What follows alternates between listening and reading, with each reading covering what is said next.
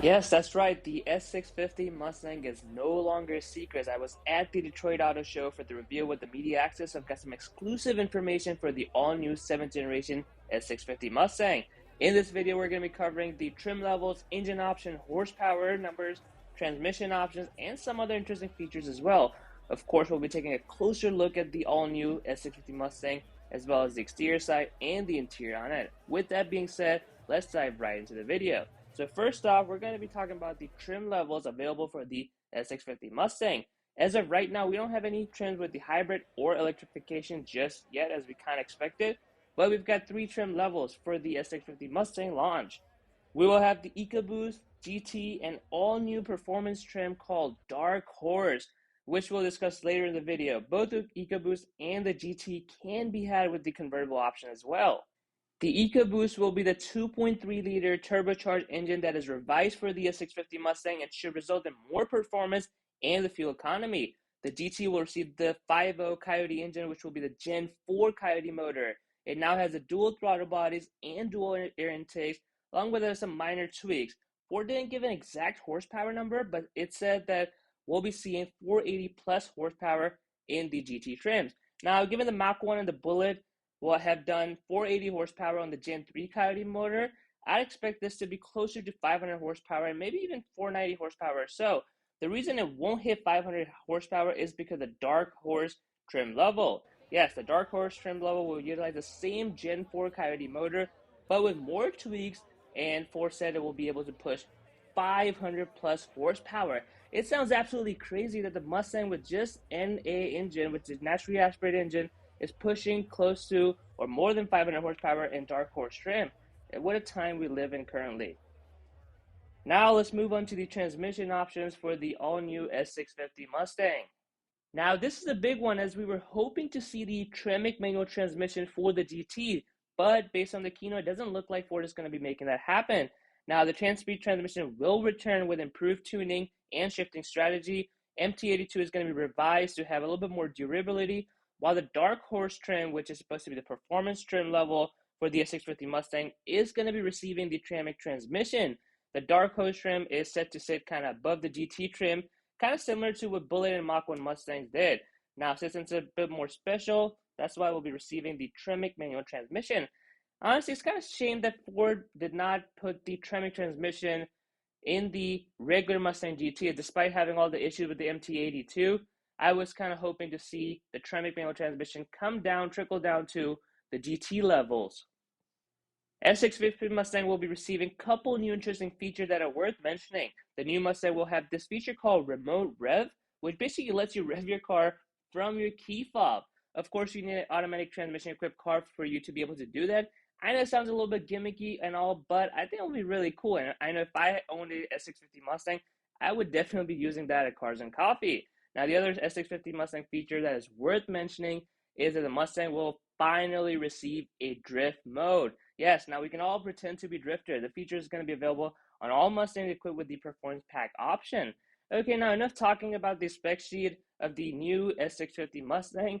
Let's take a look at how the all-new S650 Mustang looks from the interior and the exterior as well.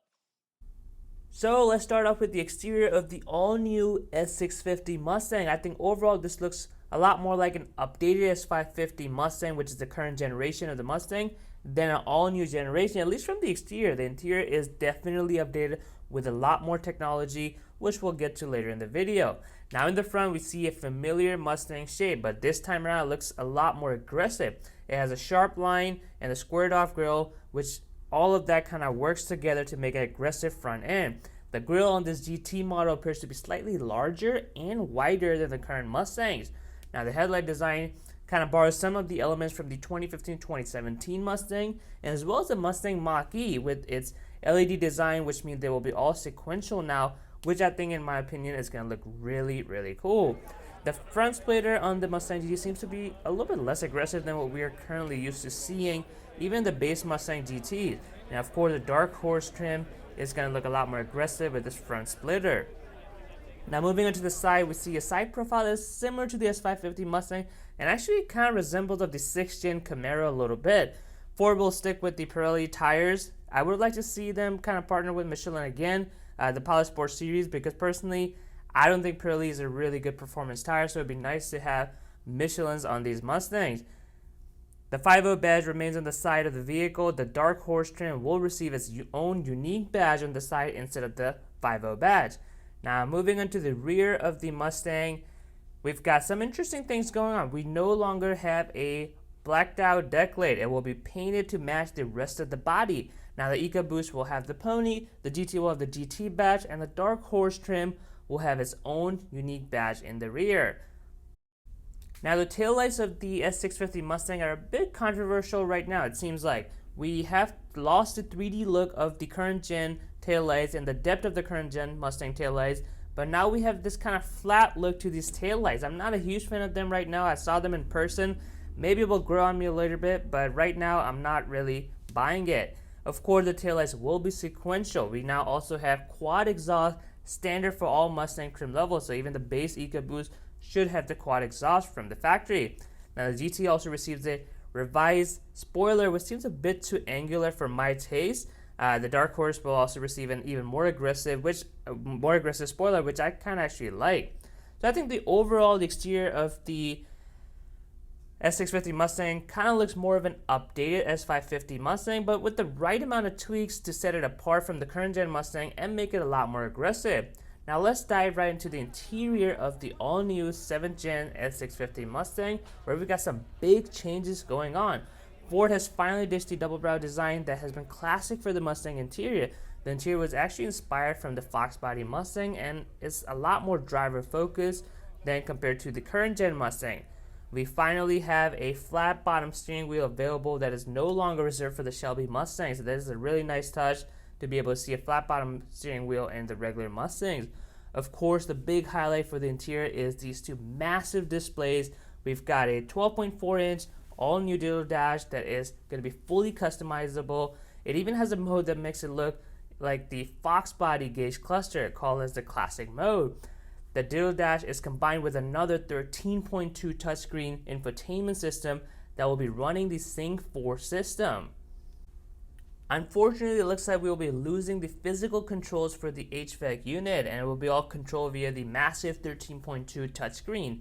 I wish they had returned the physical control for the HVAC at least. I kind of get the whole going to the touchscreens, but it would have been nice to be able to control the climate from physical buttons. Now, as far as the materials are concerned, it seems like we've got some hard plastic in the interior. Some of the bits are actually carried over from this 550 Mustang, like the inside of the door panel and also the seats. The two screens are definitely the highlight of the interior, and Ford has really upped the game in terms of the interior quality and what they're coming up with all the technology in the interior, while still keeping a familiar interior from the S550 Mustang. Well, guys, that's all I've got for the all-new 7th gen S650 Mustang. I've got tons of more videos coming in for the S650 Mustang, so make sure to subscribe and hit the notification bell so you don't miss out on future videos.